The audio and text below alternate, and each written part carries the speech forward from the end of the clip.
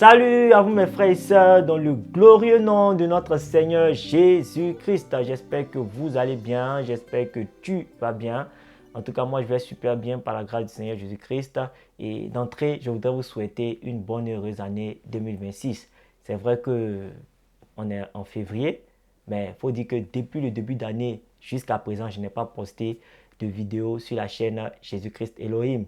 Que les grâces de l'Éternel abondent et surabondent dans votre vie tout au long de cette année et même au-delà. Alors, le message que je vais partager avec vous aujourd'hui s'intitule « Le monde spirituel, avantages ou inconvénients pour l'enfant de Dieu ». Lorsque nous acceptons le Seigneur Jésus-Christ, il faut dire que le monde spirituel et tout ce qui le compose s'ouvre à nous. Surtout lorsque son esprit vient habiter en nous. Et il commence à se développer comme ça un certain type de dons spirituels qui nous permettent de pouvoir accéder à ce monde-là afin d'avoir un impact sur tout ce qui s'y déroule. Et ces dons spirituels nous ont été prophétisés dans Joël 2, le verset 28. C'est un verset que tout le monde connaît, que nous allons lire. Voilà, que nous dit Joël 2, verset 28. Après cela, je répandrai mon esprit sur toute chair. Vos fils et vos filles prophétiseront, vos vieillards auront des songes et vos jeunes gens des visions. Nous allons parler de la particularité de ce monde spirituel. Généralement, tous les faits marquants qui ont lieu ou qui se déroulent dans ce monde physique et matériel dans lequel nous sommes, c'est-à-dire des faits négatifs, des faits positifs, des événements de bonheur comme des événements de malheur, tous ces événements-là, tous ces faits marquants ont été créés en premier, avant tout, dans ce monde spirituel. C'est ce que j'appelle le monde premier. Tout ce que tu vis en ce moment-là tire sa source dans le monde spirituel. Et ce monde spirituel est symbolisé par le livre de Genèse, chapitre 1, au verset 1. Dieu créa les cieux et la terre. Dieu a créé les cieux d'abord. Normalement, je devais dire les mondes spirituels. Mais pour que ça passe mieux, j'ai dit le monde spirituel. Parce qu'il y a plusieurs cieux, il y a plusieurs mondes spirituels. Et le chrétien doit prendre conscience de cela.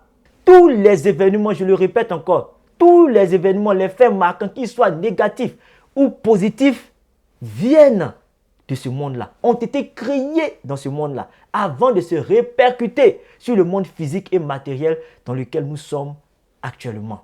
Donc, c'est très important que vous le sachiez. Il faut dire aussi que Dieu passe par ce monde-là pour parler à ses enfants, pour communiquer avec ses enfants. Donc, lorsque nous y accédons, c'est-à-dire dans ce monde-là, et que nous voyons les desseins de Dieu, lorsque nous voyons les projets, lorsque nous voyons ce que Dieu veut faire et que nous en ressortons, il faut dire que le plus souvent, on dit « Ainsi parle l'Éternel ». J'ai une prophétie.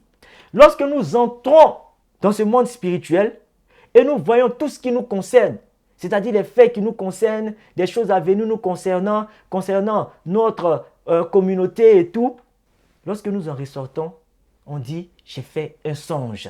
Lorsque nous entrons dans ce monde spirituel sans passer par le sommeil, parce que les deux premiers dont je vous ai parlé, c'est par le sommeil qu'on y accède, c'est-à-dire les prophéties et les songes.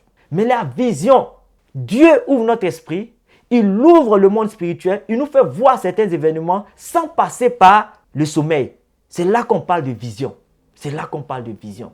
Mais la vision, c'est un peu plus rare parce que ceux-là qui ont des visions de façon récurrente comme ça, dans la Bible et même dans la vie pratique, il faut dire que c'est rare. Moïse avait des visions, Daniel a une vision et celui-là même qui a vraiment eu la grande vision dans le Nouveau Testament, il s'agit de l'apôtre Jean qui a écrit le livre d'Apocalypse. Tout cela relève du monde spirituel. Dieu ouvre notre esprit, il nous transporte dans ce monde-là pour nous faire voir les choses à venir. Afin qu'en ressortant de ce monde-là, on puisse avoir l'attitude nécessaire et être dans les dispositions nécessaires afin de pouvoir anticiper sur tout ce que nous avons vu. C'est très important. C'est cela la particularité de ce monde spirituel et des dons que nous avons pour pouvoir impacter ce monde-là. Vous devez savoir aussi que le diable a accès à ce monde-là aussi. Ses enfants ont accès à ce monde-là. Parce que c'est là-bas qu'il prépare tous ces coups foireux qui vont se répercuter soit 1 an après, 2 ans après, 3 ans après, dans ce monde-là, ou sur ce monde physique et matériel dans lequel nous sommes. Donc ce monde-là est un monde où tout s'y passe. Où tout s'y passe à l'avance. Donc vous devez prendre conscience de cela. Je vais vous raconter mon témoignage, un témoignage personnel par rapport aux activités de ce monde spirituel. Je travaille dans plusieurs endroits, j'ai plusieurs boulots.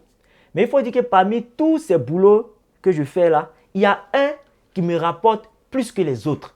C'est-à-dire le salaire que je tire de ce travail-là me permet de couvrir plus de 70% de mes charges mensuelles, de mes dépenses. Donc, je tirais beaucoup d'argent de ce travail-là.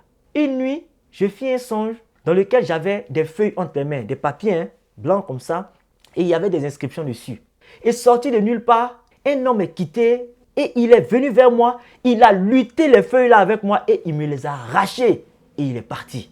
Après cela, je me suis réveillé, mais j'ai su que ce songe était bizarre, mais je n'ai pas eu l'interprétation de ce songe. Je ne savais pas à quoi ça signifiait, à ce que ça signifiait, je ne savais pas.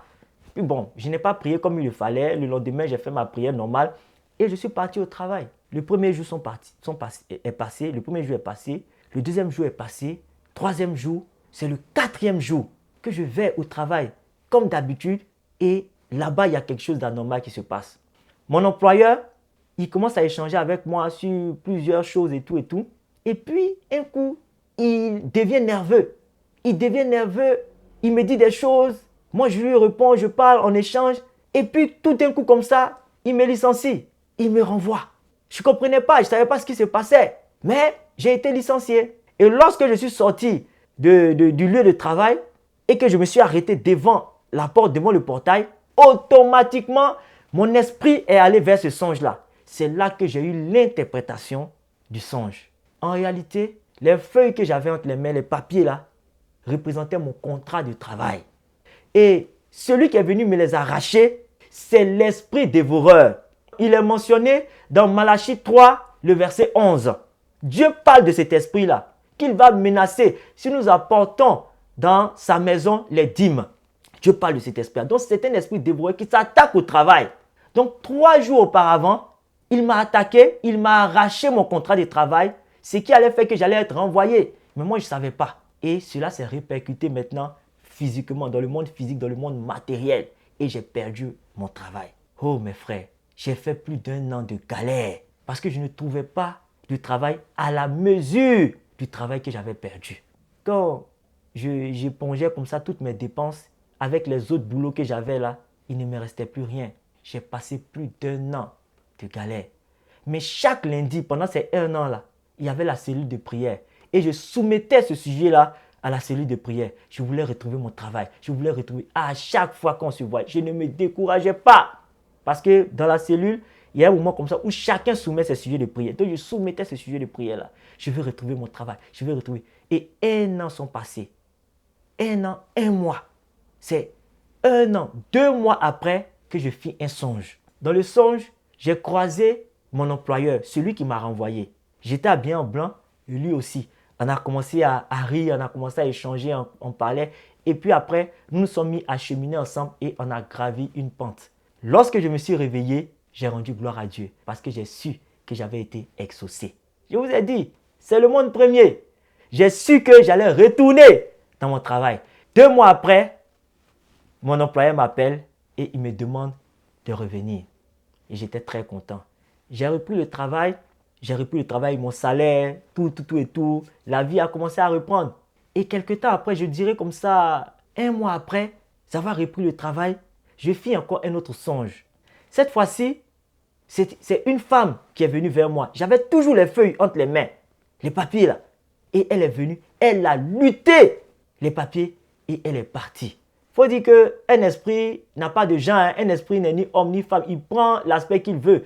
Donc, lorsqu'elle est partie et que je me suis réveillé, cette fois-ci, mes frères, j'ai commencé à prier.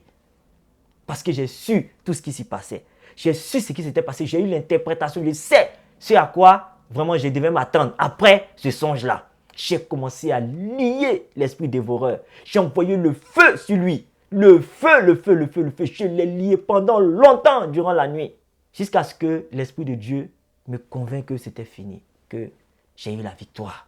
Donc, quand je me suis réveillé le lendemain matin, j'ai prié comme d'habitude.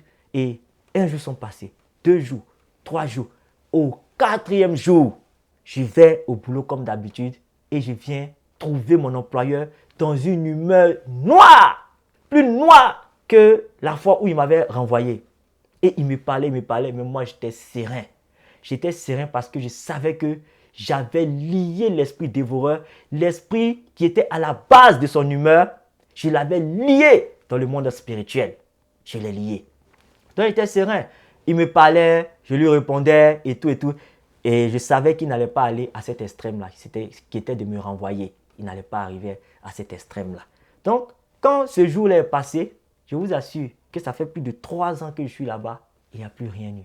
Tout va bien, tout marche comme sur des roulettes. Mes frères, mes sœurs, c'est pour vous dire quoi? Que ce monde spirituel, si tu négliges tous les événements que tu vois à travers les songes et les visions, si tu les négliges, tu vas en subir les conséquences. Ce monde-là sera un inconvénient pour toi. Mais si tu prends les dispositions dont nous allons parler, c'est-à-dire ces dispositions-là que je vais t'énumérer, si tu prends ces dispositions-là au sérieux, tu vas voir que ce monde-là sera pour toi un avantage plutôt que d'être un inconvénient. La première des dispositions, c'est que en tant qu'enfant de Dieu, tu ne dois pas trop être accroché au sommeil. Tu ne dois pas trop être accroché au sommeil, mon frère.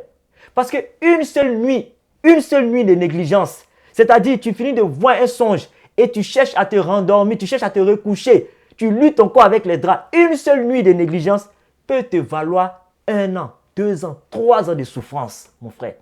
Dans mon cas, ça a été 1 an, 2 mois. Mais pour d'autres, c'est beaucoup plus longtemps. À cause d'une seule nuit de négligence. Parce que celui qui a vu le songe, il n'a pas prié comme il le fallait. Donc mon frère, ma soeur, en tant qu'enfant de Dieu, tu dois tout faire pour ne pas trop être accroché au sommeil, afin de pouvoir prier quand il le faut. Parce que le plus souvent, ce genre de révélations-là viennent à nous à des heures tardives, 2 heures, 3 heures. Donc tu dois être capable de vraiment mettre le sommeil de côté et puis de commencer à prier. Ça, c'est la première des dispositions. La deuxième disposition, c'est qu'un enfant de Dieu ne doit pas être trop accroché à la nourriture. Tu ne dois pas être trop lié à la nourriture. Parce que certains songes nécessitent de prendre comme ça 5 jours de jeûne, 10 jours, 1 mois de jeûne intermittent. D'autres songes même nécessitent de prendre des jours de jeûne sec. 3 jours, 5 jours, 10 jours de jeûne sec.